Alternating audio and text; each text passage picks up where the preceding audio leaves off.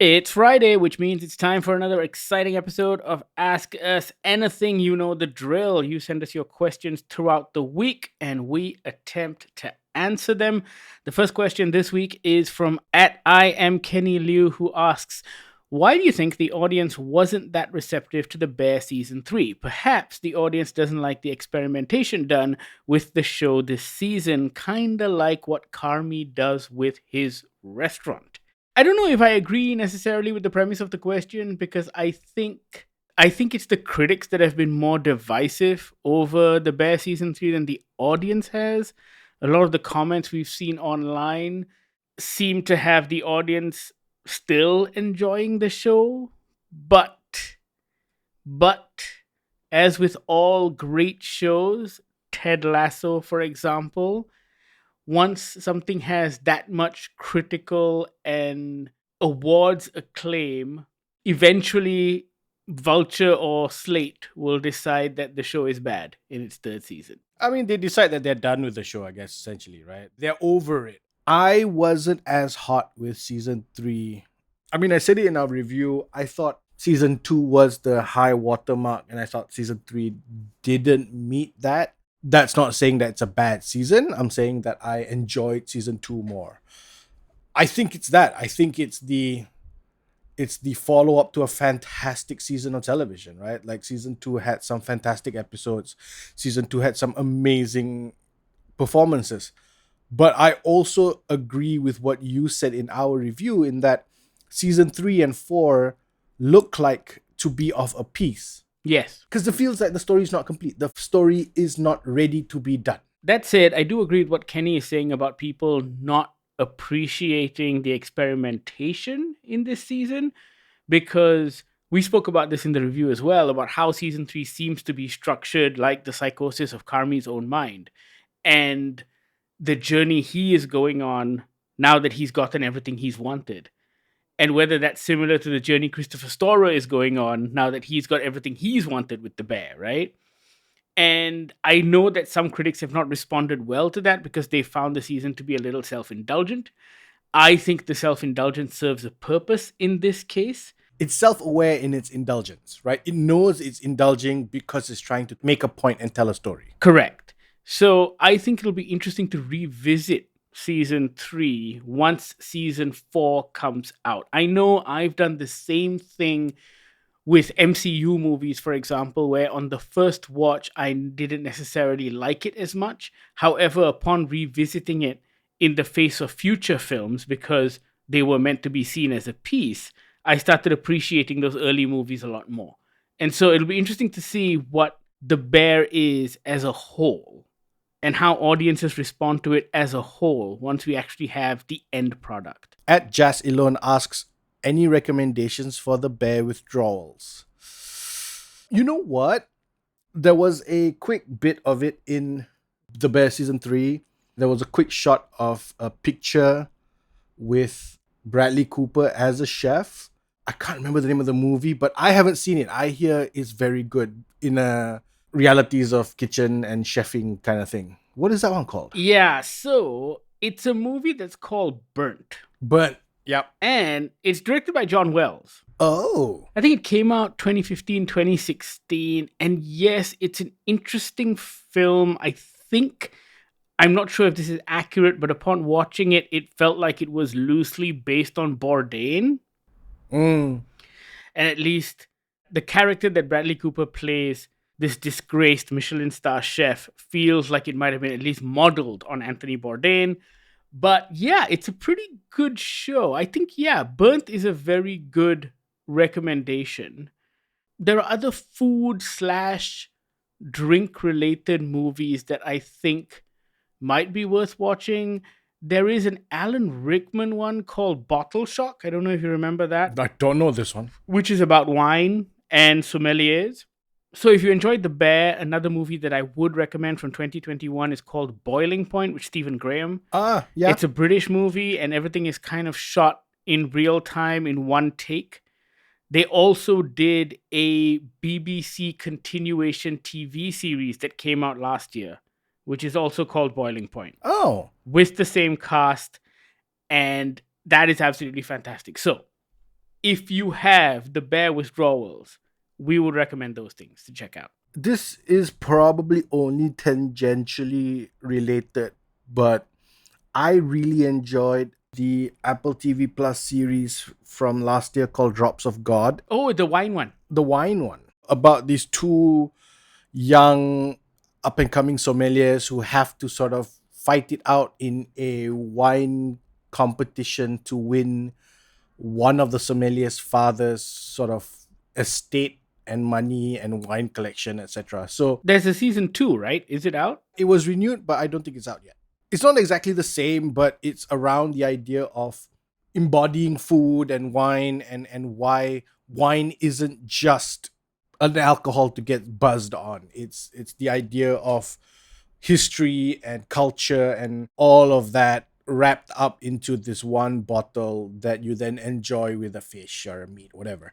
It's not exactly the same, but I liked it because it's still food adjacent. At Kailash Laxman asks, what are your top feel good movie recommendations and why is it Chef? I really like Kailash. I think Kailash is a friend of the show now. I think this is the best question we've ever gotten. I think Chef is fantastic, and yeah, that's all there is to that question, really. To be fair, there are a bunch of feel good movies that I do revisit from time to time just because I like having them running in the background.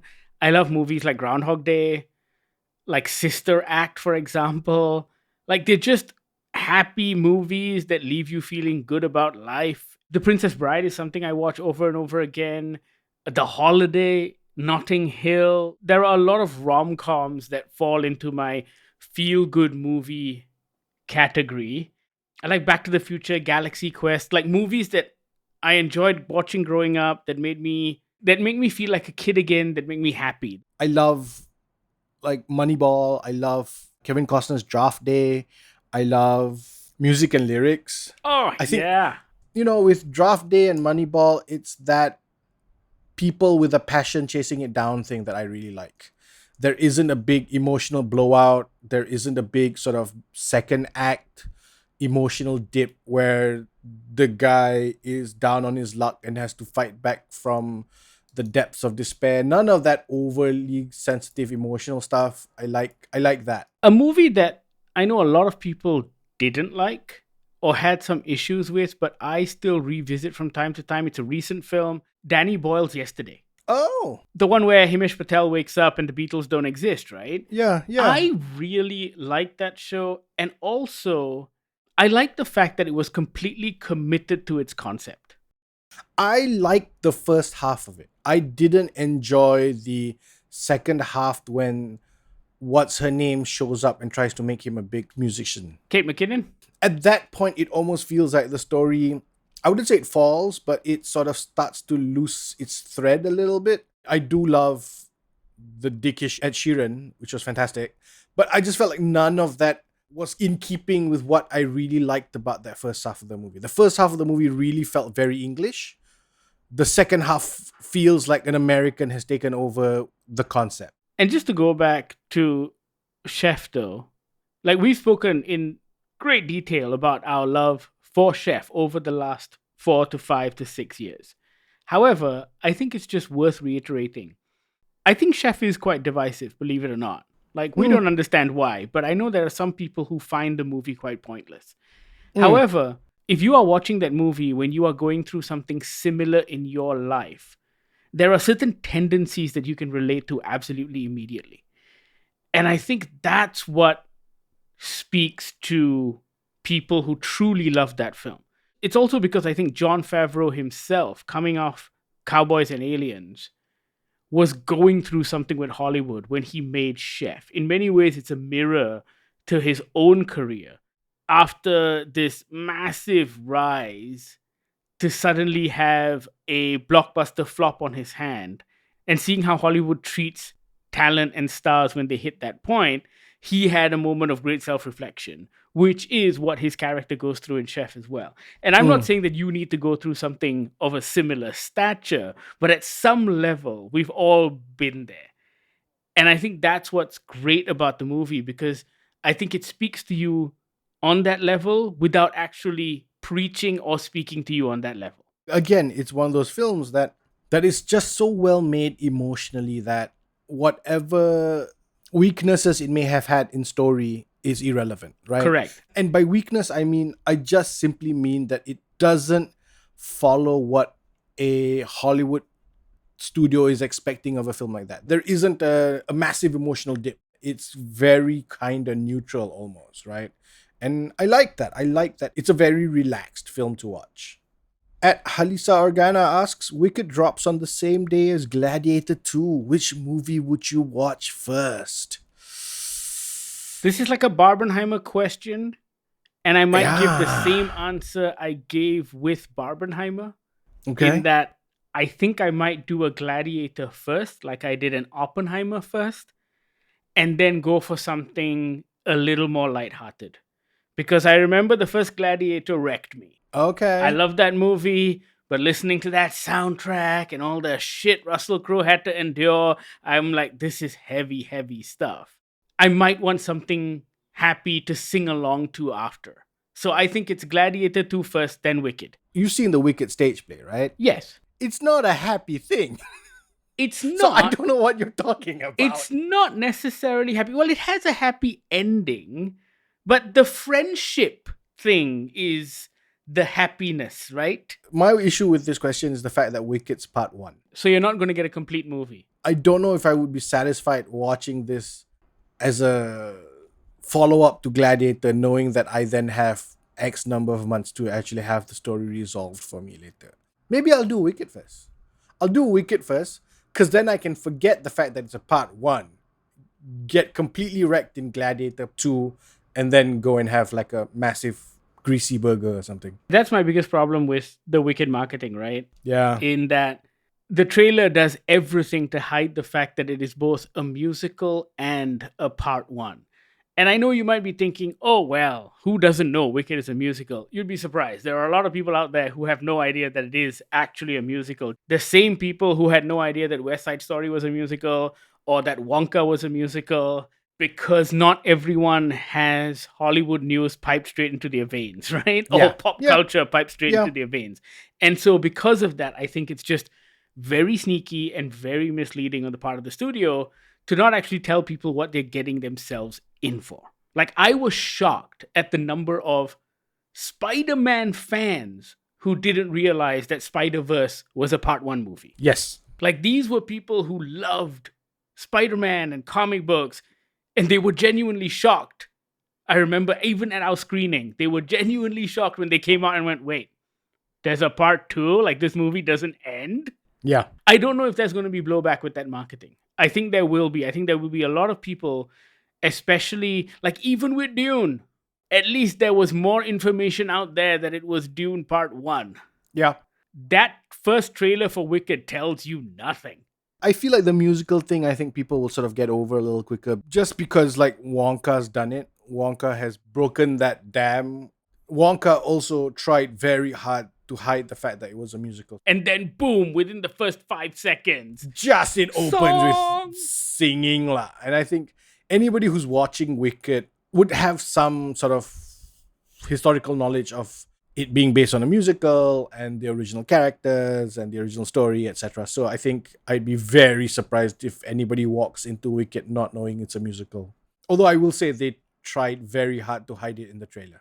just a quick follow-up to Halisa's question from @robthebird.jpg, who asks, let's talk about the Wicked Gladiator 2 double feature. Which one is your favorite? Is it Wickediator, Wikiator, Gladwick, or Gladiated? I think Rob's missed one, which is my favorite, Gladict. Oh. That's right. I mean, I will say I liked Gladiated, but unfortunately it doesn't quite follow the rules of the game. It doesn't. I quite like Gladwick. Gladwick is nice. Yeah. I'd go with Gladwick, actually. It's the least dirty of the lot. That's true. Yes. Gladict I like, sounds a little... you really don't want your kids sort of screaming they want to watch that double feature. No, I think Gladwick is a good one. At Tapauzi asks, what do you guys think is the logic behind why Hollywood keeps rebooting the Hellboy series? The original film and sequels were great, and they should have just rolled with it. Money. Money, yes. But also, I think it's just because of... the franchise. Hellboy has almost solely been written and illustrated by Mike Mignola. And if you look at the series of comics from the original run to all of the spin-offs that he's doing now, they're really great comics. Like, there's fantastic stories, the art is brilliant, and anyone reading those books will go, "Oh shit, there is so much potential here for adaptation." My only thing is that I hope this new version doesn't try and retell the Hellboy origin. I don't think so. I think the new version is actually just telling one of the spin-off stories from the comic Okay. books, because it's Hellboy the Crooked Man, which is a tale from the comics. And so I feel like Mike Mignola is wanting to do that, in that just tell all of these sub stories that he's already told. The problem, of course, is that I don't think he's getting a studio budget to do it. So watching this new trailer, it just looks a little cheap and budgety, which is a shame, because I think there is so much potential in Hellboy. And Tapao is right. Honestly, those first two movies by Guillermo del Toro were absolutely perfect. I love them. Those two are also movies that I rewatch over and over again. And I'm convinced that those first two movies, especially the second movie, was just Guillermo del Toro's calling card for The Hobbit, right? He was like, "Look at me, I can do strange creatures in a fantasy land better than anybody else." And yeah, they were such great films, but Hollywood fucked over Ron Perlman, who was also the perfect best Hellboy. I mean, I love me some David Harbour, but that reboot movie was terrible. Yeah, because I wanted to ask. I remember the David Harbour Hellboy film as being not very good. It wasn't very good at all. Doesn't hold a candle to those first two. And the reason being that the first two really captured what make the comic great, in that this idea that you have the spawn of the devil, this crazy looking creature who has a heart of gold and who can relate to humanity on a certain level. And I think all of that was kind of misplaced and lost in that reboot. Meanwhile, Guillermo del Toro, as a director, as a storyteller, does those kind of things better than anyone else. Like Shape of Water, you've seen it in Hellboy, you've seen it in the stories he's told in his Netflix series. He's just so great at doing human monsters, right? Yeah, I agree. Bahir was right, money, but also there is so much potential. Like, I don't know why no one's tried to do it as a series yet. I think it would be really cool and would work really well as a TV series. I just think it might be too expensive. Probably. Everyone's a strange looking creature, right? Yeah. Actually, you know what? Do an Invincible like cartoon animated series. Yeah, that might work. That could be cheaper. Get Ron Perlman back to voice Hellboy. Yeah, that'd be fantastic. At Adam Matasiri asks, still waiting for the Bike Riders to release in Malaysia. Do you have any info? Short answer is no. We're not sure if it will. If only because it feels like the kind of talkie movie that both cinemas and studios are reluctant to bring into the country because they don't think it'll make any money. I will say, they're not wrong. It really won't make any money. You're absolutely right, Bahe, and so are they. However, it is a reflection of the way the market is today. And I say the way the market is today, meaning the cinema economy as well as the Malaysian economy and the exchange rate. Pre-pandemic, a lot of these movies would have come into the country, and they did come into the country. And would have done decent. They would have done decent. And even if they didn't do decently, and when the exchange rate was $1 to 3.5 ringgit, it was a lot easier to justify the cost of bringing something like that in. Let's just be a little honest here. The movie opened in the US 2 weeks ago, and it's only made about $20 million. I'm not looking down on the film. I'm looking forward to watching it when it shows up somewhere. But I cannot blame the cinemas and the distributors for not bringing something like this in, because they've seen it and maybe they just think that it's not going to do well here. And I'm okay with that.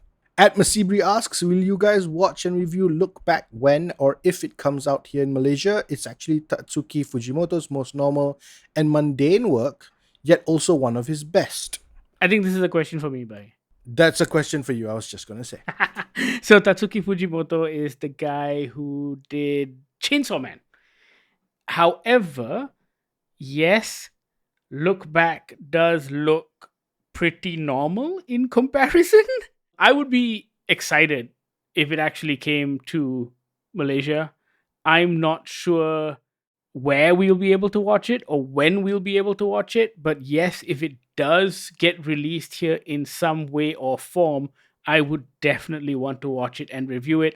I've seen the trailer for it, and the art and animation style looks really, really cool. It looks almost like a throwback to the classic anime stylings.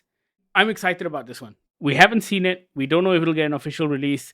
We don't know if it'll hit streaming, for example. But if it does, we will definitely look it up and review it. At Travesty asks, I just got to know about Fitzcarraldo, the movie, and how it had one of the most insane stories of movie production hell. Just like The Abyss, what other stories of movie production hell fascinate the both of you? So, for those of you who don't know, Fitzcarraldo is Werner Herzog. Look it up. Yes, it is one of those classic, famous stories of film production hell. I'm curious as to what Travesty means about production hell. If he just means long road to production, then there are tons of movies that fit the bill. Even Deadpool, for example, is a movie that was caught in production hell for about 10 years. And Hollywood is full of those sorts of stories. There is a Hollywood terminology called production hell, where essentially the movie goes into turnaround. And what that means is that a script is written, it has actors, it's got a director, but the studio doesn't want to pull the trigger. So the studio will then get a new writer to come on board to rewrite it, reproduce it with a new producer or with a new actor, whatever. So that's also known as production hell as a Hollywood terminology.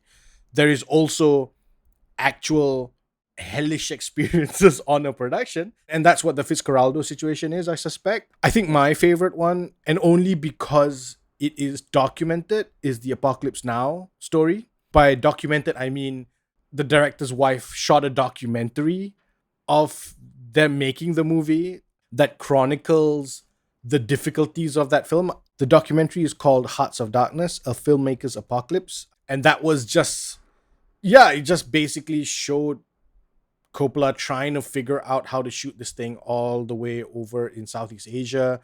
I think they shot a lot of it in the Philippines. They were using Filipino military helicopters for some of the shots, and there were moments where the military would just pull back their helicopters because they had to go and, put down some rebels, and their sets were washed out by floods and rain and fire. And so for me, that is my favorite because it was chronicled in a documentary that I could watch. I have a similar favorite in that it was also documented. Oh? Terry Gilliam's effort at Don Quixote, which was documented in a documentary called Lost in La Mancha. And this too went through just the ultimate production hell. They started shooting at a location and then they found out that it was plagued by noise issues because there was a NATO base nearby. And then they went, you know what?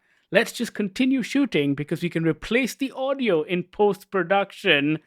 And then there was hail and a flash flood that destroyed sets and equipment and permanently changed the appearance of the location.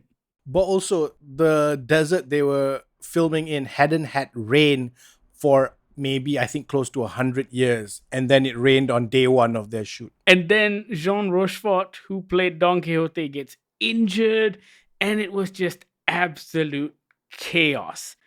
And yet again, Don Quixote is a story that Terry Gilliam absolutely loved, and he spent decades trying to make that movie happen. Eventually, there was a version of it which was called The Man Who Killed Don Quixote. It wasn't actually Don Quixote, but it was a very interesting project to watch because of what he had gone through in the various iterations of trying to make this movie happen. So I would say watch Lost in La Mancha. It was also narrated by Jeff Bridges, which is great.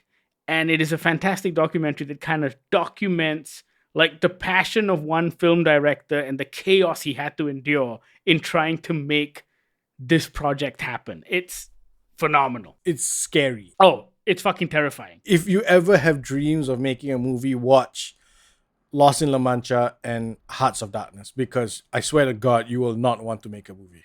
At Immediate asks, you guys had a quarter screening of Deadpool. Does that ruin your full experience when it comes out? Does this happen often?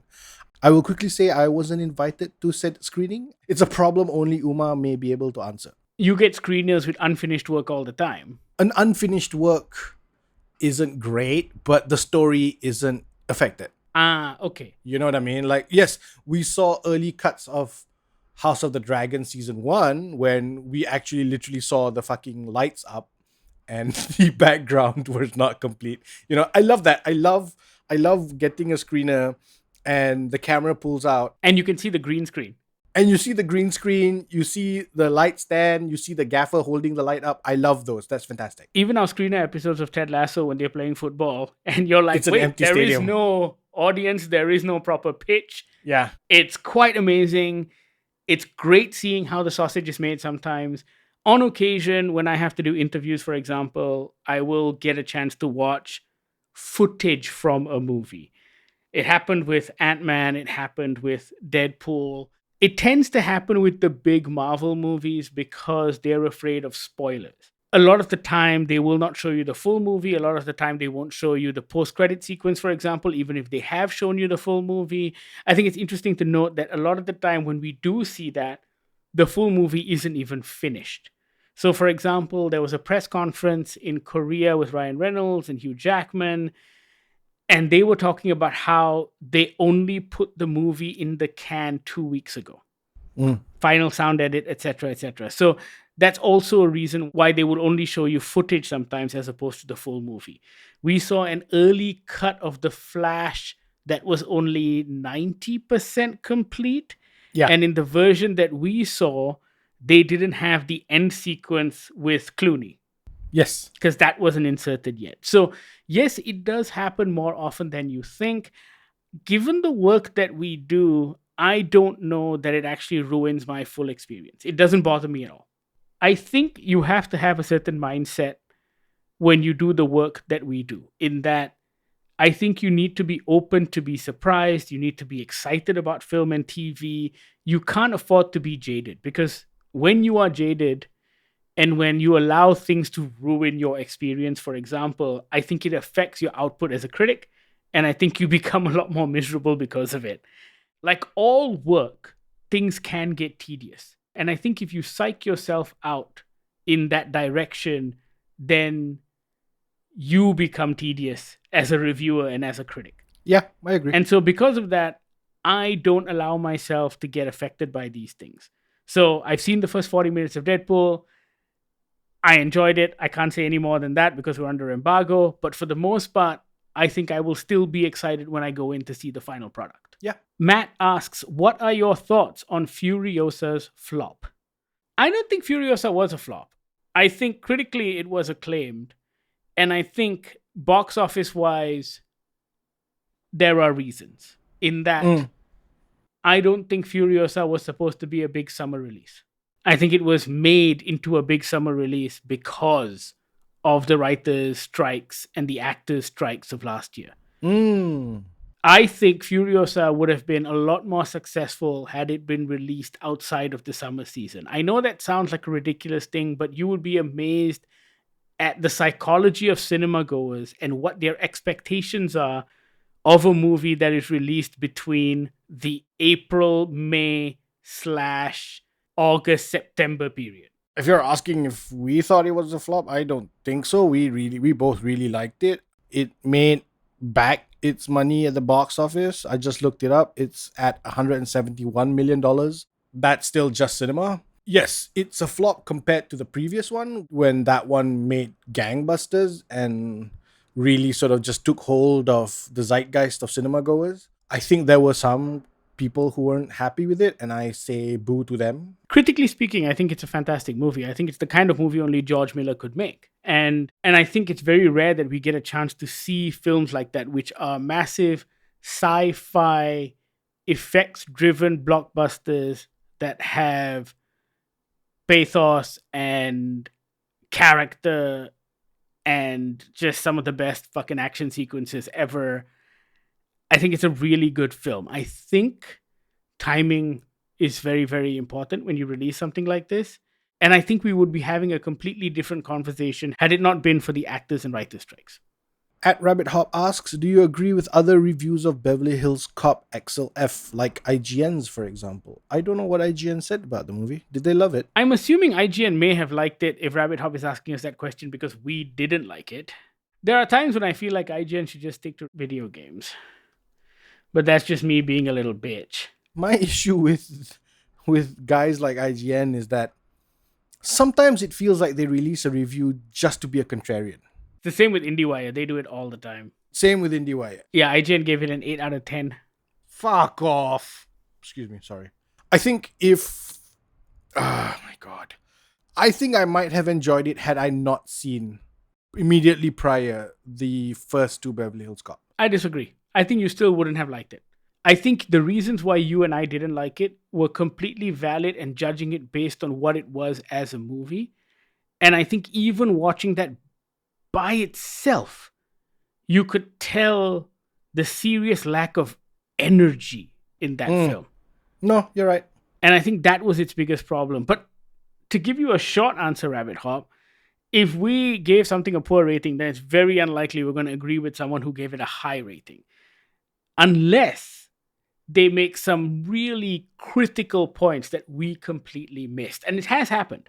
It has happened where I think I've read a review of a film that I did not like. And then I went back and I watched the movie again and went, wow, I completely missed that. That makes a lot of sense. Let me give it another go. Okay, maybe I don't dislike it as much as I thought I did. I am open to the virtue of a good argument, but there are times when people are just talking out of their ass. There's a pull quote here from the IGN article where it says, Murphy appears entirely at ease as Axel Foley for the first time since 94. There hasn't been an Axel Foley since 94, so I don't know what they're talking about. I think it's a very badly constructed sentence, yeah. And just on that, I disagree. I think Eddie Murphy wasn't at ease as Axel Foley. He didn't feel like Axel Foley. He wasn't having as much fun as Axel Foley. Just to double down on something that we've always spoken about when it comes to reviewing films, and that is the chef example, where you could be coming into it at a certain point in your life when a movie speaks to you. It could be the most ridiculous thing ever. It could be the dumbest movie of all time, but there may be an emotional hook that really gets you. And when you sit down to write that review, you are like, yes, this is my movie. This movie speaks to me. I love it more than anything else in the world. And you know what? Good. That's fine. We're so happy it worked for you. But we could be coming at it from a completely different perspective. And I think that's the thing about film criticism, right? Or any kind of criticism at all. And so what we do is we try our hardest to talk about the technical aspects of certain things. And those are the objective elements of a film, which you can talk about. But that doesn't make a film good or bad. Because sometimes a film could be badly made on a technical level, but there could be something in it on an emotional level that still makes it great.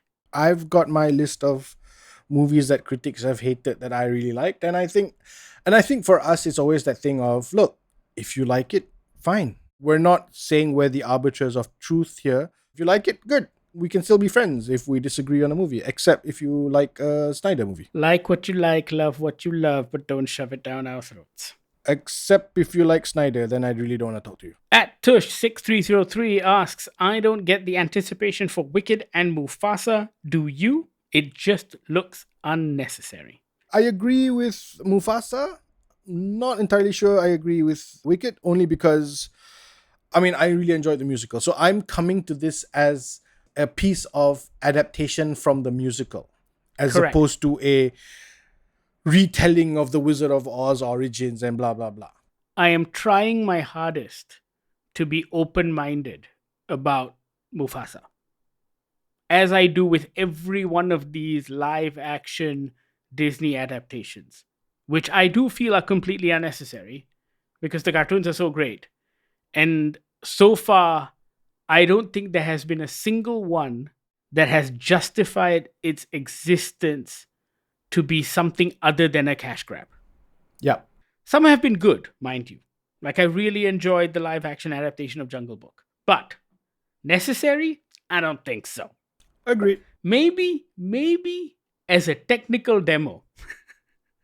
of how Yeah. far CGI has come and 3D technology has come. Because let me tell you, the 3D stereoscoping on Jungle Book was pretty amazing. Oh yeah. I remember watching that in 3D and I was like, whoa, this is cool. But that's about it. I personally would be more for the Disney studio just remastering their original animations. I totally agree. Lion King isn't getting enough airtime. That's fine. Just put that thing through a 4K AI machine and re-release that. You Yeah. know, I think they should be watching that because I think it's the history of cinema. I think they are groundbreaking for their time, and they should be accepted and treated as such. As with Wicked, however, I think I am excited about it because that trailer does look pretty freaking amazing. Yeah. The adaptation of the stage musical to screen is something that I feel is necessary. Especially with things like Wicked, with things like Hamilton, with West Side Story, with Sound of Music. It's been going on forever. And I think it's necessary because people don't have access. Yeah. I know we have more access now than we've ever had before, but at the same time, at least for Malaysians, unless you can afford every few months to buy a ticket, fly to Singapore, go to Marina Bay Sands and watch one of these productions, you're not going to be able to see it, right? Yeah. And for me, that is why those adaptations are not just necessary, but essential. I think it brings it to a whole new audience. Agreed. My only apprehension about Wicked is the stage play is great and the stage play gets done in about 2.5 to 3 hours. Why do we need two parts of a film? I'm not sure yet, but you know what? I'm willing to give it the benefit of the doubt and see how it plays out. I'm with you on that. That's my only apprehension. But I'm totally for stage shows being adapted to the screen. I think I love a lot more of them than I hate. Yes. I love Sound of Music, love West Side Story, love In the Heights. I also like the versions where they just shoot the stage, like in Hamilton and Yep. is it Come From Away? The Canadian Yes. 9/11 one? The Apple TV one? Oh, so good. And you That know was what? beautiful. I knew nothing about that. And I would have had no opportunity to watch that frickin' stage play if it hadn't been on Apple TV Plus. And you know what the problem is? Because we were a traditionally very theater-based culture, but we aren't anymore. So even if we did get a staging of that musical here, it would probably cost too much money for anybody to take a punt on it to just go and watch it. Yes. Again, I'm looking at it from the point of view of it's a adaptation of the stage and not a cash grab for the Wizard of Oz fanboys and fangirls, which I thought Oz the Great and Powerful was, which I hated. And that brings us to the end of another exciting episode of Ask Us Anything. Thank you so much for your questions. Keep them coming. You know how to reach out. Goggler MY are all of our social media feeds. You can also email us on podcast@goggler.my or send us a WhatsApp on the Goggler hotline 012-524-5208. Thank you so much for listening. This is the Goggler Podcast.